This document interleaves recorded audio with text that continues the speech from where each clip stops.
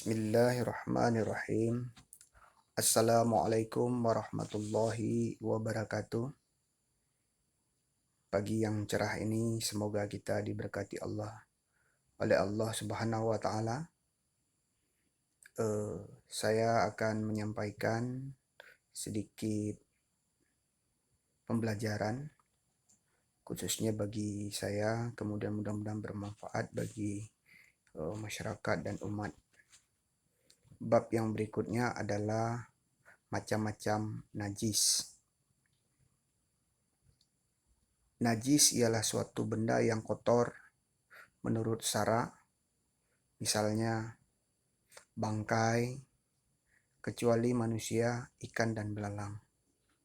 Yang kedua, darah.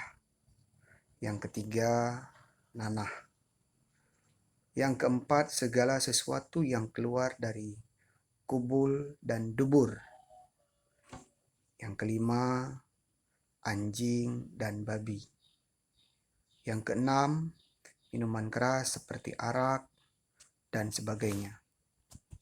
Yang ketujuh, bagian anggota badan binatang yang terpisah karena dipotong dan sebagian selagi masih hidup. Kemudian pembagian najis itu sendiri. Najis itu terbagi atas 3 bahagian. Yang pertama adalah najis mukhafafah atau najis ringan. Ialah air kencing bayi laki-laki yang belum berumur 2 tahun dan belum pernah makan sesuatu kecuali air susu ibunya. Yang kedua, najis mukhalazah atau berat. Ialah najis seperti anjing dan babi dan sejenisnya. Kemudian yang ketiga adalah najis mutawasitah atau sedang.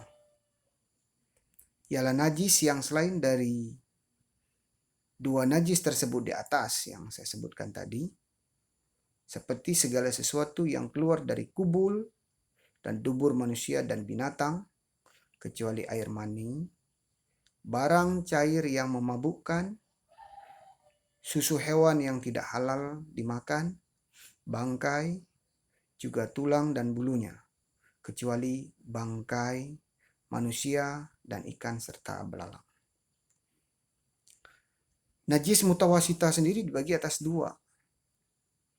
Yang pertama adalah najis alaniyah, ialah najis yang berwujud, yakni yang nampak dapat dilihat. Yang kedua, najis hukmiyah, ialah najis yang tidak kelihatan bendanya, seperti bekas kencing atau arak yang sudah kering dan sebagainya. Nah, pertanyaannya muncul, bagaimana cara menghilangkan najis? Cara menghilangkan najis ada 3 cara. 1. Barang yang kena najis, mukhalazah misalnya, seperti jilatan anjing atau babi, wajib dibasuh 7 kali. Dan salah satu di antaranya dengan air yang bercampur tanah. Kemudian yang kedua, cara menghilangkan najis, barang yang terkena najis, mukhafafah, cukup diperciki air pada tempat najis tersebut, dipercikin saja. Kemudian yang ketiga, barang yang terkena najis, mutawasitah, dapat suci dengan cara dibasuh sekali, asal sifat-sifatnya atau sifat najisnya seperti warna, bau, dan rasanya itu hilang. Adapun dengan cara 3 kali cucian atau siraman lebih baik. Jika najis hukmiyah, cara menghilangkannya cukup dengan mengalirkan air saja pada najis tadi. Berikut bagaimana najis yang dimaafkan atau ma'fu. Najis yang dimaafkan artinya tak usah dibasuh atau dicuci.